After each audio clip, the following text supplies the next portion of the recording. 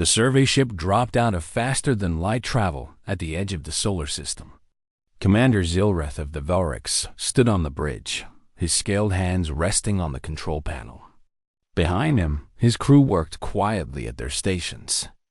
They had done this 100 times before. Find a new species, study them, report back to the Galactic Council. The blue planet showed up clearly on their screens. It was the third one from the star, covered in water and clouds. The radio signals had come from here. Somewhere down there, a new intelligent species was waiting to be discovered. Zilreth studied the first scans. His tail twitched with interest. The atmosphere was breathable for most species. The temperature seemed stable. There were cities, lots of them, glowing on the night side of the planet. These creatures had electricity. They had technology. Good signs. Begin detailed biological scans, Zilreth ordered. I want to know what we're dealing with. The science officer, a young Velryx named Kess, worked at her station. Her claws clicked against the controls as data poured in. Zilreth watched her face. Her scales were turning pale. That was never a good sign. Commander, Kess said slowly, these readings, they can't be right. What is it? The dominant species. They have no armor, no protective scales or shells. Their skin is just soft tissue. One layer. It tears easily. Zilreth moved to her station. He looked at the biological data himself. His eyes widened. This must be an error. Run the scan again. Cass ran it 3 more times.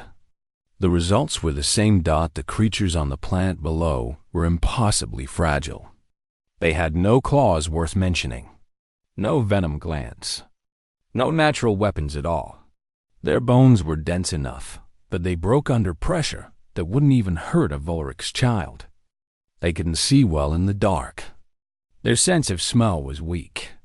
They couldn't even make their own nutrients from sunlight. How did they survive? Another crew member asked. Their planet has predators. Large ones. How did these soft things not get eaten? Zilreth had no answer. He ordered the ship closer. Over the next few days, they watched. They observed the cities from orbit, careful not to be detected. What they saw confused them more. The humans, as the creatures called themselves, had built enormous cities. Buildings reached high into the sky. Roads connected everything. But what struck the Velryx most was how soft everything was. The humans surrounded themselves with comfort. Their buildings were heated in cold weather and cooled in hot weather. They rode in vehicles instead of walking. They had machines that did their work for them. They slept on soft beds filled with cushions. They wore extra layers of fabric to protect their delicate skin. They even had machines that cooked their food for them. They've made themselves weak, Zilreth said, watching a human family walk into what the translator called a shopping mall. They've removed every challenge from their lives. Cass wasn't so sure. She spent hours studying the human data networks. They had something called the Internet, and it was full of information. She read about human history. She read their medical files. She read about something called war. What she found kept her awake for 3 cycles straight. The Velryx had evolved on a harsh world. They had thick scales to protect them. They had strong muscles. They could go weeks without food. Evolution had made them tough because their world demanded it. But humans were different. Their softness wasn't natural weakness. It was new, very new. Cass discovered that human civilization was only about 10,000 years old. Before that, they had lived like animals. No cities, no comfort, just survival. And they had survived things that should have killed them. Their planet had gone through ice ages. Huge sheets of ice covered half the world. Most species would have gone extinct. Humans had just adapted. They made clothes from animal skins. They made fire. They kept going. Their planet had supervolcano eruptions. The sky filled with ash for years. The sun was blocked out. Again, humans should have died. Instead, they survived on whatever food they could find. Cass read about human hunting methods. Her scales went pale again. Humans were persistent hunters. They would track an animal for days. The animal would run. It would rest. It would run again. The humans would just keep walking. Eventually, the animal would collapse from exhaustion. Then, the humans would kill it. No other predator hunted like that. It was terrifying in its simplicity. She found human medical files next. This was where everything started to make sense in the worst possible way. Humans still had all their old survival traits. Their soft bodies were just the surface. Underneath, they were still the same creatures that had survived ice ages and hunted animals to death through sheer persistence. Their bodies could produce massive amounts of stress chemicals, something called adrenaline. When humans were in danger, their bodies would flood with it. Their strength would increase. Their pain would decrease. Their thinking would become focused and fast. Cass read case studies. A human mother had lifted a car to save her child. A car weighed more than a ton. The woman's muscles had torn from the effort, but she had done it anyway. Doctors called it hysterical strength. They said all humans could do it in the right circumstances.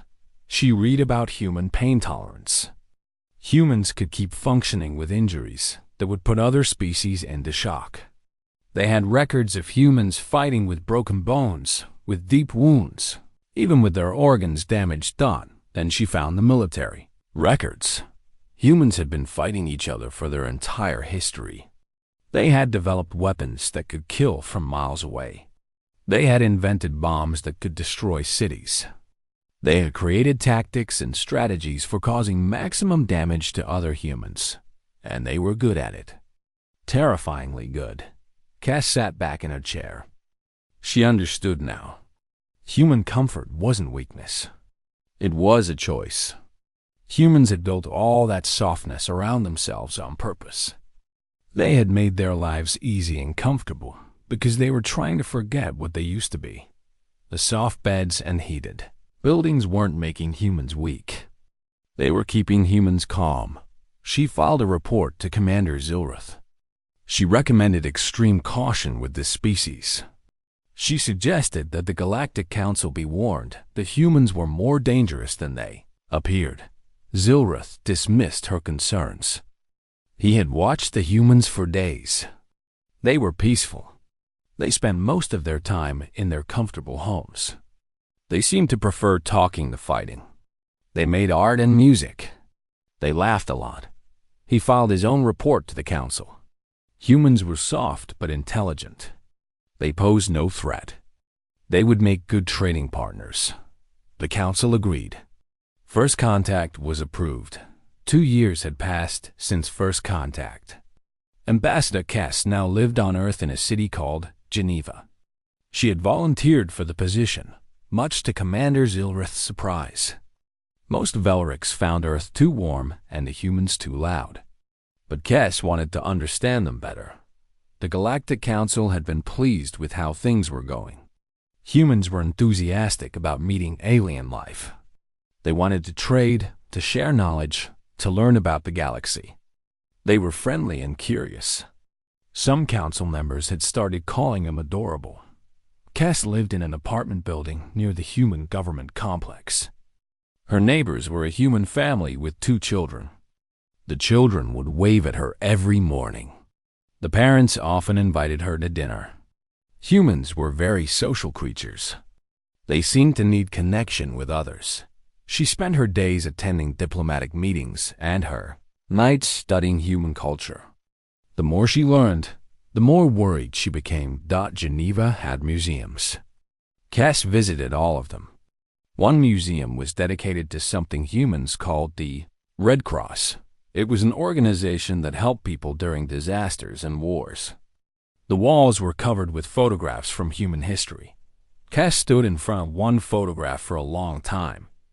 It showed human soldiers in a muddy trench. Their faces were covered in dirt. Their eyes looked empty. The sign said it was from something called World War I. Cass read about it.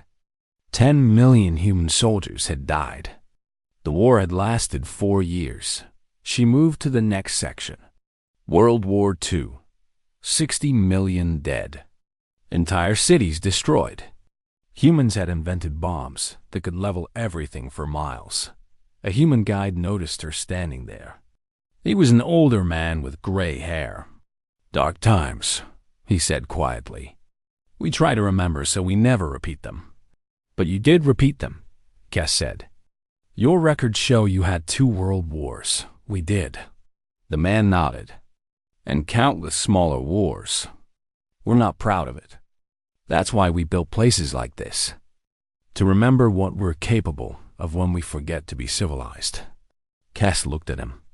"What do you mean, forget to be civilized?" The man gestured around the museum. "All of this.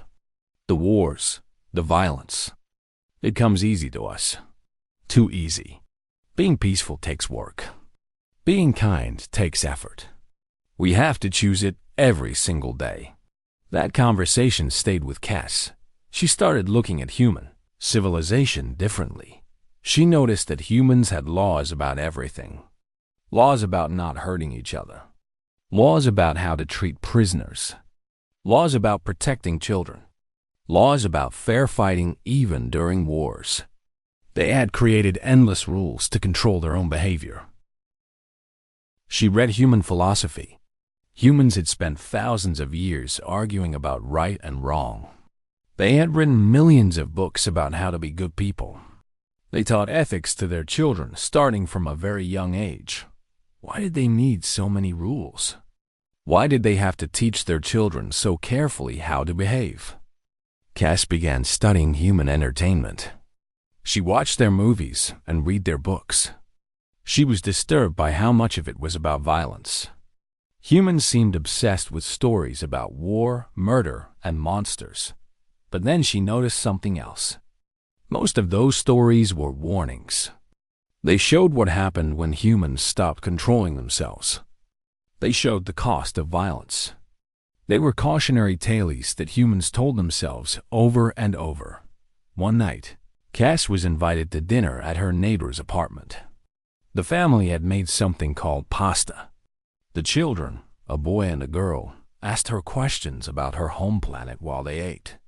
"Do you have monsters on your world?" the boy asked. He was 7 years old.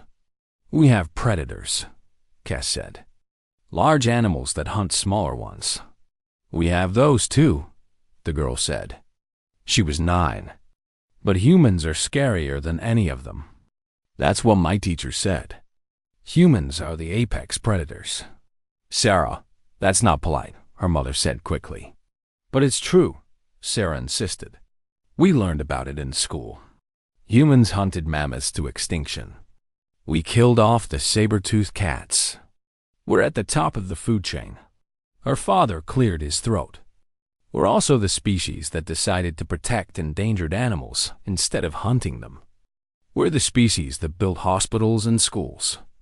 We chose to be more than just predators. But we could still hunt if we wanted to," Sarah said.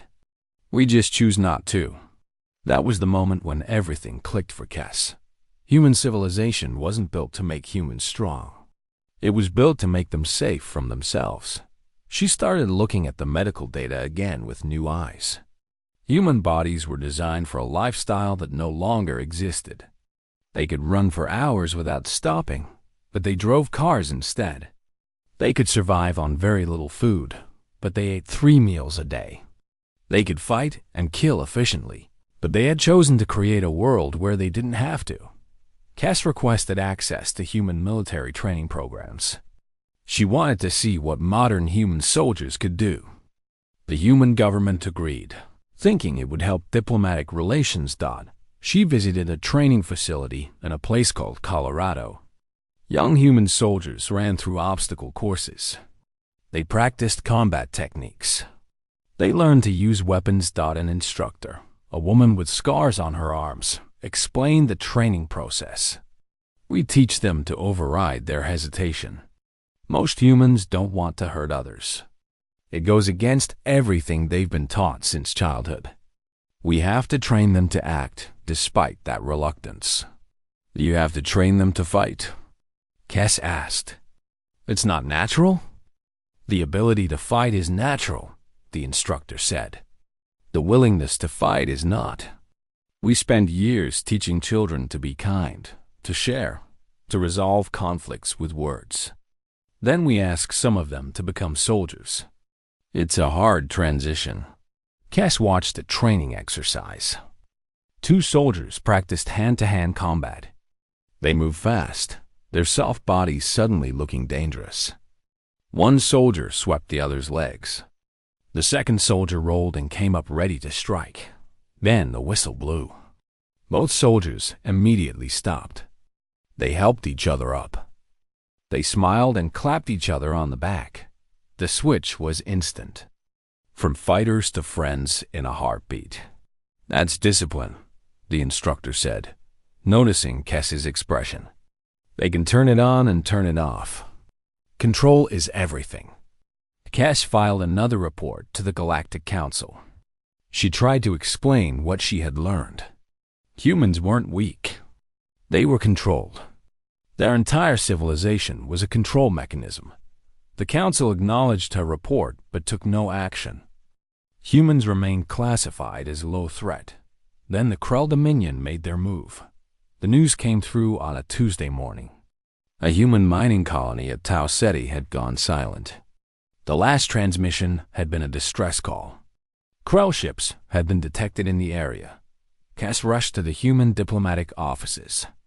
The building was chaos. People were running between rooms. Phones were ringing constantly.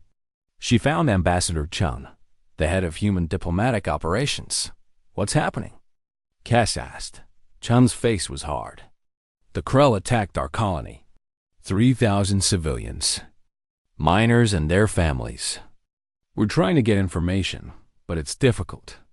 The Krell have blocked all communications. The Council will intervene, Kes said. They have to. This violates every agreement. The Council is meeting now, Chun said. But it will take time. By then, she didn't finish the sentence. Kes saw something change in the human ambassador's eyes. Something cold. Something old. For just a moment, the friendly, soft human was gone. In her place was something else, entirely. We've authorized a response, Chun said quietly. Our fleet is already on the way. Kes felt her scales prickle. What kind of response? Chun looked at her. The appropriate kind. The human ambassador walked away, leaving Kes standing in the hallway. Around her, humans moved with sudden purpose. The comfortable, peaceful people she had lived among for 2 years were transforming. Before her eyes, she realized with dawning horror that she was about to see what happened when human comfort was stripped away. The Galactic Council peacekeeping force arrived at Tau Ceti 5 days after the attack. Kes had volunteered to join them. She needed to see what had happened. She needed to understand. The Krell commander had been confident when he filed his report. The mining colony had been secured. The human workers would be processed for labor. Standard procedure. The Krell had done this to 17 other species. They knew how it worked, but when the peacekeeping ships arrived, there was only silence from the Krell forces. Kes stood on the bridge of the council ship as they approached the colony. The captain, a methodical being from the Thros Collective, studied the sensor readings with growing confusion. I'm detecting human life signs in the colony, the captain said. But no Krell signatures. That can't be right. The Krell sent 8,000 soldiers. Scan again, Kes said quietly. They scanned 3 times. The results were the same. Thousands of humans alive. 0 Krell. The landing party found the first bodies near the colony's outer perimeter. Krell warriors in full combat armor, lying in the dirt. Their weapons were nearby, unused. Each one had been killed quickly and efficiently. Cass counted as they walked. 10 bodies, 20, 50. The numbers kept growing. They found a human woman sitting on the steps of a damaged building. She was old by human standards, her hair gray, her face lined with age. She was holding a piece of metal rebar. It was covered in dark blue Krell blood. A council medic approached her carefully. "Ma'am, are you injured?" The woman looked up. Her eyes were empty. "I'm fine. I'm not hurt. Can you tell us what happened?" The woman looked at the rebar in her hands as if seeing it for the first time. "They came through the dome breach. Right there. I was with my grandchildren. The youngest is 4. The Krell soldier was going to—" She stopped. Her hands were shaking. "I couldn't let him. So I picked this up. And I just kept hitting him until he stopped moving." The medic scanned her. "Your medical readings show extreme physical stress. You have torn muscles in your shoulders and back. You have 3 cracked ribs. How are you still standing?" "I don't know," the woman said. "I didn't feel it until just now." Cass moved deeper into the colony with the peacekeeping team. The evidence of what had happened was everywhere. The Krell had bombed the defensive installations first. Then they had landed ground troops. They had expected easy prey. Soft humans who would surrender or die quickly. They had found something else entirely. The colony's mind had been turned into a battlefield. Humans had used mining equipment as weapons. The huge excavators had crushed Krell soldiers. Drilling lasers had been repurposed into makeshift artillery. Explosives meant for breaking rock had broken Krell armor instead. But the worst fighting had been inside the residential areas. When the Krell breached the habitation domes, the humans had nothing but improvised weapons. Pipes, tools, furniture, rocks. It hadn't mattered. Cass found a Krell squad leader dead in a corridor. 7 of his soldiers were with him. The walls were marked with weapons fire, but mixed in with the burn marks were bloody handprints. Human handprints. A human man sat nearby, his hands bandaged. He was maybe 30 years old. A medic was treating him for a gunshot wound in his leg. "I'm an engineer," the man said, staring at the wall. "I design water purification systems. I've never hurt anyone in my life. I don't even eat meat because I don't like the idea of killing animals. What happened here?" Cass asked gently. The man's voice was flat. "They shot my husband. Right in front of me. He was trying to protect our neighbor's kids. He just fell, and something in me broke. Or maybe something in me woke up. I don't know. I grabbed the pipe. And He couldn't finish. The medic showed Cass the man's medical readings. His body chemistry was still abnormal. Stress hormones were still elevated. His neural activity showed signs of extreme trauma response. He fought for over an hour, the medic said quietly. With that leg wound, his body should have shut down, but he kept going. They found similar stories throughout the colony. Accountants who had killed with mining tools. Teachers who had fought with broken furniture. Scientists who had turned laboratory equipment into weapons. Children who had thrown rocks until their arms gave out. The colony administrator met with the peacekeeping team in what was left of the command center. His name was Marcus Chen. He was a small man, balding, with a soft appearance that matched every expectation of human fragility. He had organized the defense. "We had no military personnel here," Marcus explained. His voice was calm, but his hands wouldn't stop shaking. This was a civilian mining operation. Families, workers. We had some basic security, but nothing meant for military action. "How did you fight off 8,000 Krell soldiers?" the council captain asked. Marcus looked at his hands. "We didn't have a choice. They were going to kill us or enslave us. When you don't have a choice, you find out what you're capable of." He paused. I wish we hadn't found out. Cass spent 3 days at the colony, documenting everything. She interviewed survivors. She reviewed security footage. She analyzed the battle patterns. What she found terrified her more than the violence itself. The humans hadn't enjoyed fighting. They had hated it. Every person she interviewed showed signs of psychological trauma. They had nightmares. They couldn't eat. They jumped at sudden sounds. Many were receiving therapy from human medical personnel who had arrived on relief ships. One woman told Cass, "I keep seeing their faces. The Krell I killed. I dream about them. I know they were trying to kill us. I know I did what I had to do, but I can't stop seeing them." Another man said, "My daughter asked me if I was a monster now. She's 6. She saw me fight. She saw what I did. How do I tell her that I'm still her father?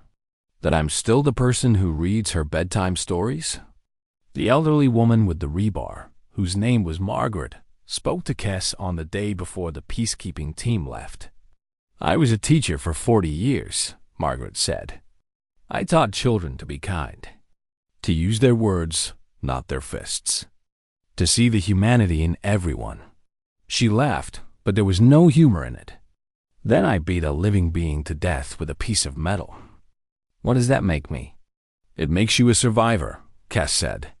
"No," Margaret shook her head. "It makes me human. That's what we are underneath all the civilization and kindness. We're survivors. We're hunters. We're killers. We build laws and schools and art to hide from that truth. But it's always there, waiting." Cass returned to her quarters on the council ship that night. She wrote her full report.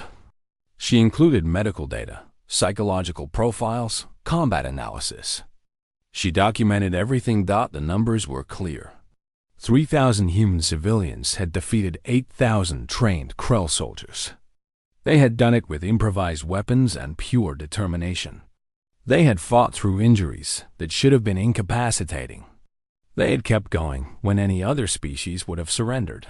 But what Cass emphasized in her report was what came after. The trauma, the guilt, the horror that humans felt at their own actions. They hadn't fought like warriors enjoying battle. They had fought like desperate people doing something they found deeply wrong. Human civilization wasn't weak. It was disciplined. Every day, billions of humans chose not to be what they were capable of being. They chose kindness over violence. They chose cooperation over domination. They chose peace over their own nature. The Krell had attacked human families and wondered why humans had fought like demons. But humans hadn't been acting like demons. They had been acting like humans. The humans their entire civilization was designed to suppress. Cass finished her report with a single recommendation. The Galactic Council needed to understand that human softness was not weakness. It was self-control. It was self-control, and that control could break. She sent the report to the council and went to sleep. She dreamed of Margaret's empty eyes and the bloody rebar. She dreamed of a peaceful engineer who had killed to protect others. She dreamed of an entire species that had to teach itself not to be monsters. When she woke up, she knew that everything had changed. The galaxy had seen what humans were capable of. The question now was what the council would do with that knowledge. The Galactic Council chamber was full. Representatives from 200 species filled the seats. This was the largest emergency session in 50 years. Everyone wanted to hear about what had happened at Tau Ce. Ambassador Cass stood at the speaker's platform. The human delegation sat in their assigned section. They looked small compared to many of the other species. Fragile, soft, but now everyone in the chamber was looking at them. Differently, the Krell Dominion had filed an official complaint. Their representative, a massive warrior named Throg, had demanded that humans be sanctioned for war crimes. He stood at the opposing platform, his armor gleaming under the chamber lights. The humans used excessive force, Throck declared. His voice was loud and angry. They killed our soldiers after they had surrendered. They showed no mercy. They violated every rule of civilized warfare. The council murmured. Several species looked at the human delegation with disapproval. Cass felt her scales prickle. She had read the Krell report. It was full of lies. The Krell soldiers had not surrendered. They had fought until they were all dead because they had never expected to lose.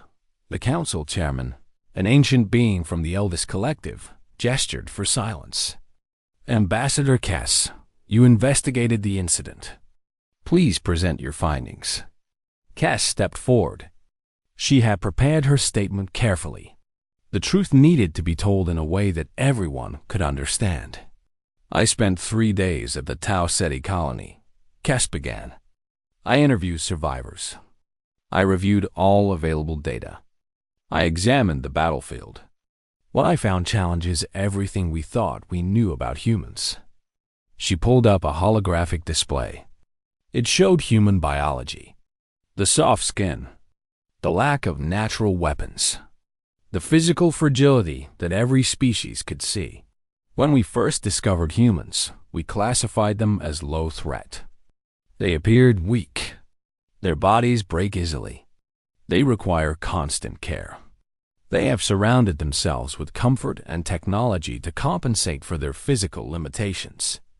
Cass changed the display. Now it showed human evolution. Images of early humans hunting across grasslands. Cave paintings showing hunts that lasted for days. But we made a mistake. We assumed that human comfort meant human weakness. We didn't understand what we were really seeing. She pulled up footage from the colony. Humans fighting with improvised weapons. An elderly woman defeating trained soldiers. Engineers becoming warriors in moments. Humans evolved on a death world. Their planet has predators that can kill them easily. It has diseases that can wipe out populations. It has weather that can freeze or burn them. For 200,000 years, humans survived by being the most persistent, most adaptable, most dangerous predators on their world. The chamber was silent. Every eye was on the display. Humans are persistence hunters. They would track prey for days until it died from exhaustion. No other predator hunts like this. It requires incredible endurance. It requires the ability to ignore pain and keep moving. It requires a mind that can focus on a goal for hours or days without stopping. Cass changed the display again. Medical data from the colony survivors. Human bodies can produce massive amounts of stress chemicals, adrenaline, cortisol. These chemicals increase strength, reduce pain, sharpen thinking. All humans can do this. Even children. Even the elderly. It's built into them. She showed the footage of Margaret, the retired teacher. This woman is 67 years old. By human standards, she is elderly and frail. She has medical conditions. She takes medication. She lives in comfortable retirement. But when her grandchildren were threatened, her body produced enough adrenaline to let her kill 37 trained Krell warriors. Throck made a sound of protest. Cass ignored him. The Krell report claims humans are monsters. I disagree. Humans are not monsters. They are a species that has spent 10,000 years building a civilization specifically to control their own violent nature. She pulled up images of human cities. Parks and schools. Hospitals and libraries. Museums and theaters. Humans don't build soft cities because they are weak. They build them because they are strong. Too strong. Dangerous. They needed to create an environment where their violent instincts wouldn't be necessary. Cass showed human laws. Millions of them. Rules about everything from how to treat prisoners to what weapons could be used in war. Look at human laws. They have more rules than any species in the galaxy. Rules about when violence is acceptable. Rules about protecting the weak. Rules about mercy. Why do they need so many rules? She paused, looking around the chamber. Because they need to remind themselves constantly. Every day, humans choose not to be what they are capable of being. Every day, they choose peace over violence, cooperation over domination, kindness over cruelty. She changed the display to show the survivors she had interviewed. Their faces showed pain, trauma, guilt. After the battle, I interviewed the survivors. Every single one was suffering. They had nightmares. They felt guilt for what they had done. They were receiving therapy. Many will need years to recover psychologically. Cass looked directly at Throck. The Krell claim humans showed no mercy. But I watched humans weep for the Krell they had killed. I watched them struggle with what they had done. I watched their civilization immediately begin trying to heal the psychological damage. She turned back to the council. Humans didn't want to fight. They hated fighting. But when the Krell attacked their families, they did what any species would do. They defended themselves. The difference is that humans are better at violence than most species. Not because they enjoy it, but because they evolved to be good at it. Cass pulled up comparative data. Human combat effectiveness versus other species. The Krell are considered warrior species. They are naturally aggressive. They enjoy combat. But when they fought humans, they lost. Why? Because being naturally aggressive is not the same as being naturally effective. Humans spent 200,000 years perfecting the art of killing. Then they spent 10,000 years trying to forget how. She showed images of human art, paintings of peaceful scenes, sculptures celebrating love and family, music that spoke of hope and kindness. Look at human culture. Half of their art is about peace, about cooperation, about the value of life. They create this art to remind themselves of who they want to be. The other half is warnings, horror stories, war movies, cautionary tales about what happens when they forget to be civilized. Cass turned off the display and spoke directly to the council. I have studied humans for 2 years. I have lived among them. I have seen their daily lives. Every day, billions of humans wake up and choose to be kind. They choose to follow laws. They choose to solve problems with words instead of violence. They do this despite being capable of extraordinary violence. She gestured to the human delegation. Look at them. They appear soft, weak, harmless. But that appearance is a choice. It's the most incredible act of self-control in the galaxy. They have domesticated themselves. They have built an entire civilization designed to suppress their own nature. The council chairman leaned forward. What are you saying, Ambassador Cass? I'm saying that human comfort is not weakness. It's discipline.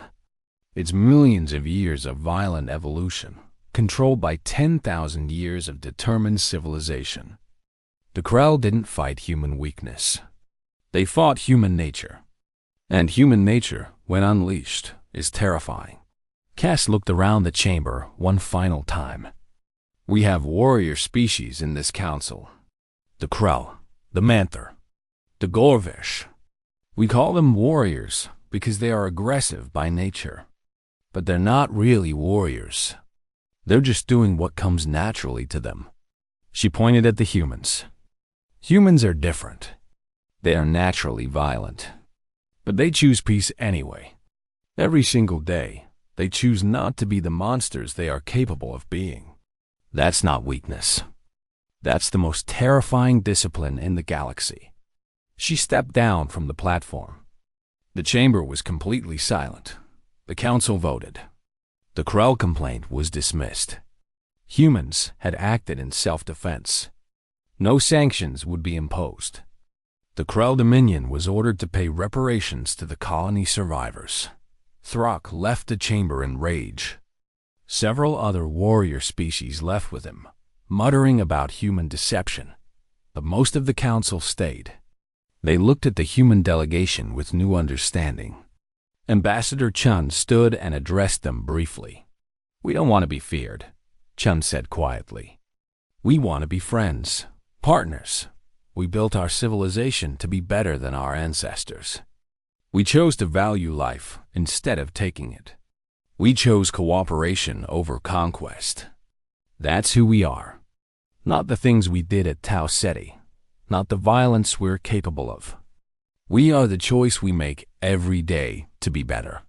The council session ended. Species filed out of the chamber, talking quietly among themselves. The galaxy had changed in a single day. Cass found herself standing next to the human delegation. Ambassador Chun smiled at her. It was a tired smile. "Thank you," Chun said, "for telling the truth." "I just reported what I saw," Cass replied. "You did more than that. You helped them understand us. That we're not proud of what happened. That we don't want to be seen as monsters." Cass looked at the human ambassador. Soft face, kind eyes, gentle hands that had probably never held a weapon. "You're not monsters," Cass said. "You're something more frightening than that. You're a species that knows exactly what it's capable of and chooses not to do it. That level of self-control is something I've never seen before." Chun nodded slowly. "We call it civilization. We teach it to our children. We practice it every day. It's hard sometimes. The old instincts are still there. But we keep choosing. We keep trying to be better." Cass returned to Earth the next week. She walked through Geneva and watched humans going about their daily lives. They sat in cafes drinking coffee. They played with their children in parks. They laughed with friends. They read books. They made art. Soft, gentle, peaceful people. And now Cass understood what she was really seeing. Not weakness, not naivety, but choice. The constant, deliberate choice to be something other than what evolution had made them. She passed by a school. Children were playing in the yard. A teacher was helping them resolve an argument. "Use your words," the teacher said gently. "We don't hit. We talk about our feelings." Training, Cass realized. Starting from childhood. Teaching them to control instincts that would make them dangerous. Teaching them to choose peace over violence. The most terrifying monster wasn't one that couldn't be controlled. It was one that controlled itself. That night, Cass filed her final report to the Galactic Council. She recommended that humans be accepted as full members. She recommended that trade continue. She recommended friendship and cooperation. But she also added a warning that would be discussed in council chambers for generations to come. Never mistake human comfort for human nature. Never test their self-control. Never assume their softness means weakness. Humans are the only species that has successfully domesticated itself. Pray you never see what happens when that domestication fails. The report was filed. The council agreed. And throughout the galaxy, a new understanding spread. Humans were friends. Humans were partners. Humans were peaceful and kind. But everyone now knew what lay beneath that peace. And no one ever forgot.